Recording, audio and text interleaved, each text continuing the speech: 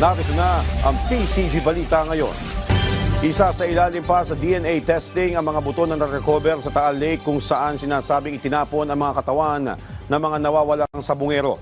Paliwanag ng Department of Justice, kinakailangan kasi masuring mabuti ang mga ito upang malaman kung ito ba ay mga buto ng tao o magmamatch sa DNA ng mga naulilang pamilya ng mga biktima.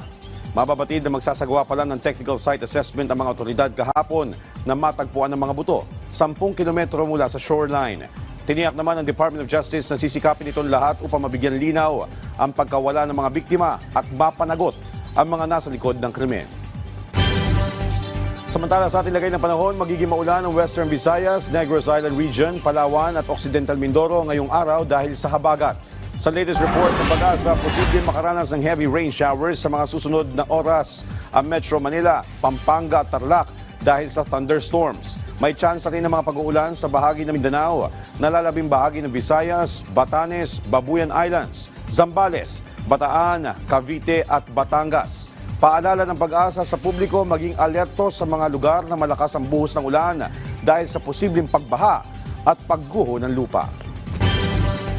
At yan ang mga balita sa oras na ito. Para sa iba pang updates, follow at ilike kami sa aming social media platforms at PTVPH. Ako po si Joshua Garcia para sa Pambansang TV sa Bagong Pilipinas.